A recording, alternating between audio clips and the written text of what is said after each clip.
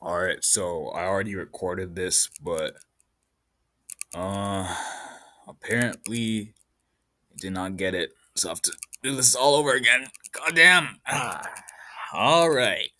This is Mitai, and I'm gonna be explaining every core reason humans want to live. All right. Just give me some time because this is on a script that I have to read. Uh all right there. So people they like to pretend we're complicated, that we have deep moral foundations, higher purpose, noble ideals.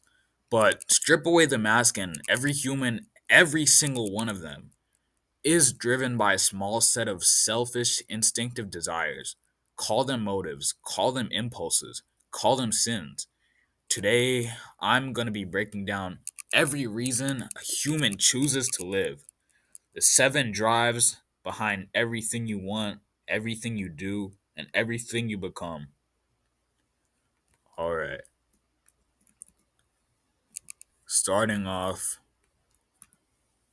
we have freedom. So, what is freedom?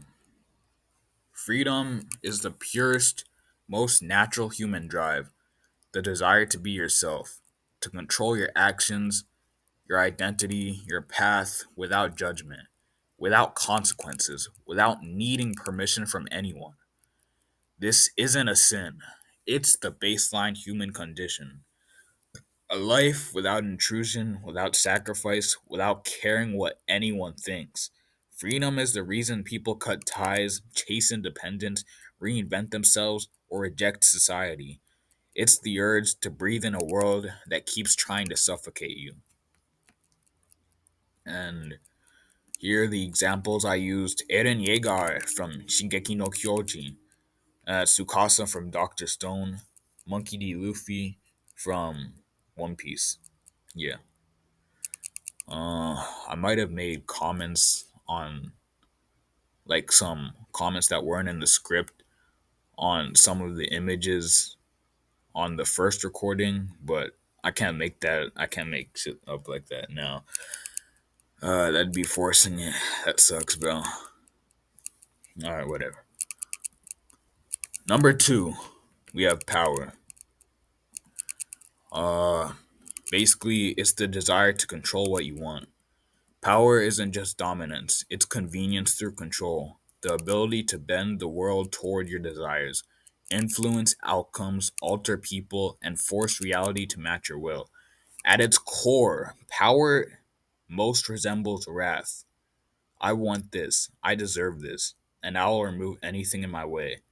People chase power because powerlessness hurts more than being hated. I picked Marshall D. Teach Blackbeard from One Piece and Dr. Zeno from Dr. Stone because, uh, yeah, Blackbeard, he killed Whitebeard to get, uh, well, actually, that example fits a different archetype here, but whatever. Yeah, he's physically powerful, and that, like, he insatiably strives for that power in the series.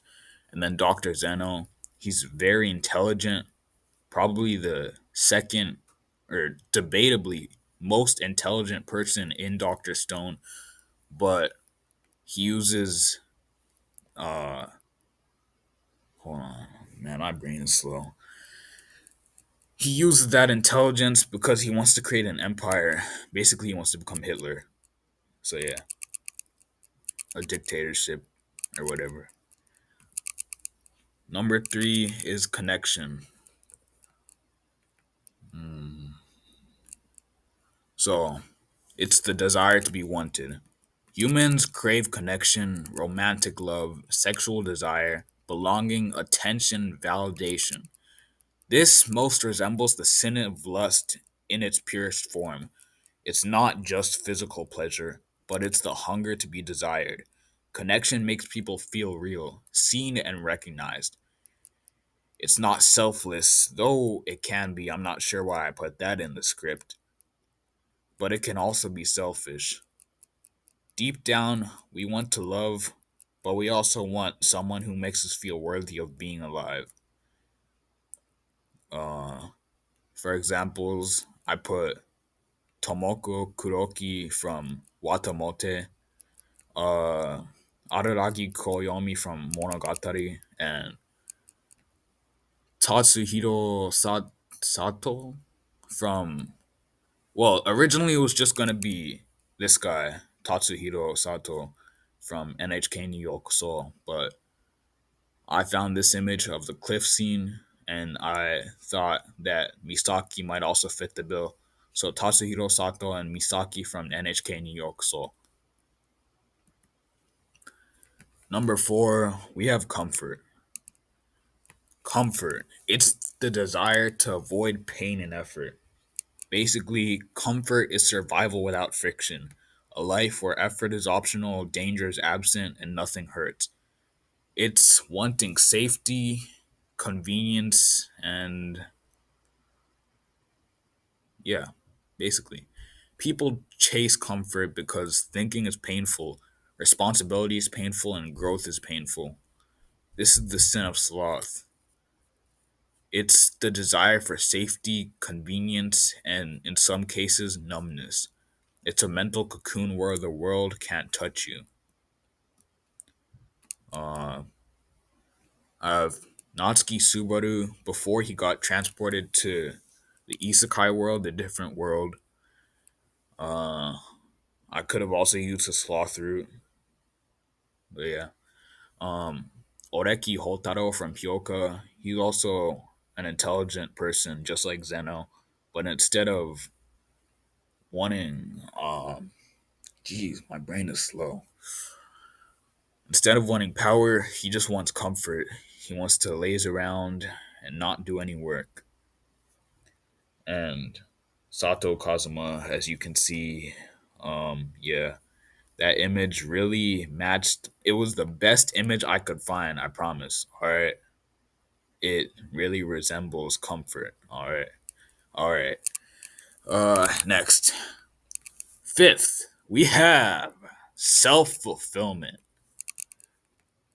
Basically, it's the desire to become something. Humans want accomplishment, not because they think it's good, but because it feels good.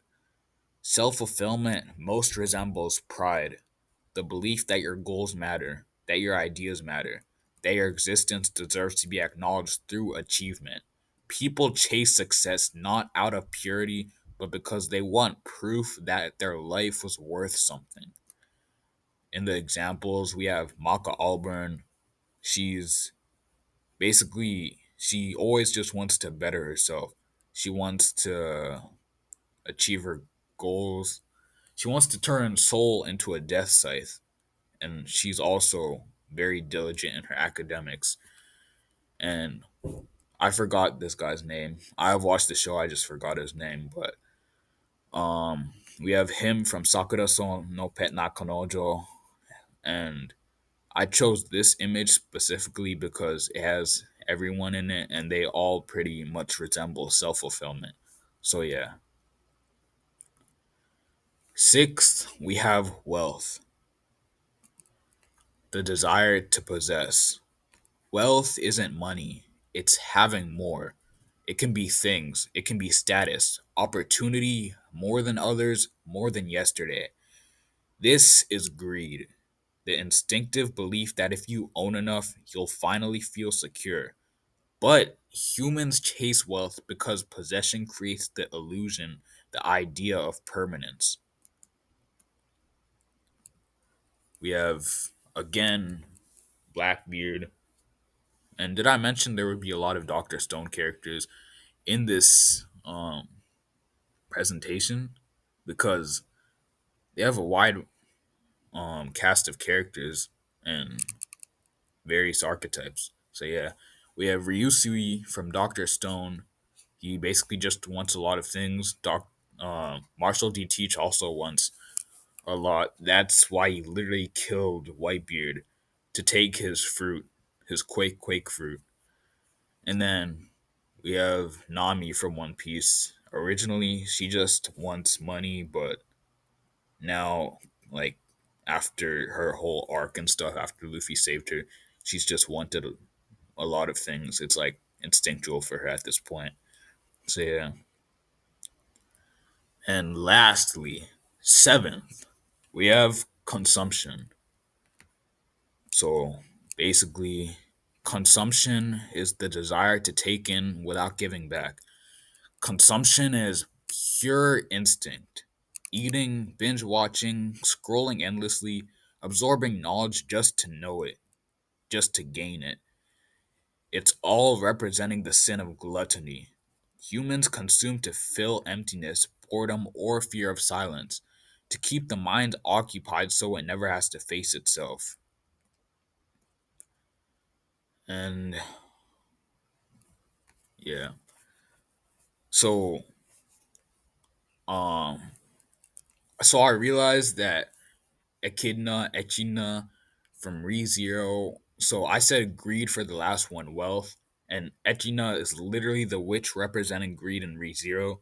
But I genuinely felt that she represented um, gluttony in this case, or consumption better, because like all she really wants is knowledge, right? And she doesn't want things just to have them, but she has like an insatiable hunger for knowledge, which is quite literally gluttony. It doesn't have to be knowledge though. And Limuru Tempest from that time I got reincarnated as a slime. Um, yeah, he's literally a slime that consumes things. He literally has a move name named Gluttony. And we have Chrome from Doctor Stone. I feel like he doesn't get enough attention, or he isn't talked about enough, but he really does. Cause like, think about it. He really fits the bill on gluttony in in the example of wanting to know everything, basically, because he's essentially been living in the Stone Age, and he just meets this guy who knows things that he, like, with his knowledge level. I mean, he was pretty smart compared to everyone else in the village, but it's basically primitive stuff to him. So take this guy Senku, who just comes with very advanced ideas to this guy, and he just wants to know it all. So yeah, he's a glutton for knowledge, basically Chrome. Also Senku himself, because while he was a kid, while he was growing up, he would email Dr. Zeno to learn new things. Yeah, he's a glutton for knowledge. Yeah. Uh, so I wanted to talk. I didn't include envy, the sin of envy here, because I wanted to talk about it, and also freedom. So I genuinely don't think envy like be, deserves it being one of the seven deadly sins, because it really doesn't fit it. Like, it doesn't feel, because most, literally all of the sins except envy are something that humans like naturally want to do, but envy, it feels way too superficial compared to the rest of them. I feel like it's just an overarching idea that can lead to the other sins, and including freedom, even though freedom's not a sin. And about freedom, it doesn't have a core sin because it's the default human desire. It branches off and becomes the reasons for these other desires, and is the core reason that people don't want to. As you can see, I probably can't say that, but yeah, essentially, if you have the life you want, if you can do the things you want, which is freedom, why would you want to not live anymore? Why would you want to end your life? But that's basically it. Uh, there's also this script I had about envy. I'll just read it just because. And then there's envy, but envy isn't a category. It's containment. Contaminant. Okay. A sickness that infects every other desire. You envy people who are more free than you. You envy those with power, those who are loved, those who are happier, wealthier, more safe, and more fulfilled. Envy does not drive you, it distorts you. It twists every goal into a comparison until your life isn't about living, only measuring. These are the 7 reasons humans live: freedom, power, connection, comfort, self fulfillment, wealth, and consumption. Every decision you may ever made, every desire, every dream, every mistake comes from one of these drives. They're selfish, they're instinctive, and they're undeniably human. Understanding them is not about morality. It's about finally knowing why you are the way you are. And that's been me, Tae. Alright, please subscribe and itadakimasu. Uh, hold on. Closing there. Alright, there.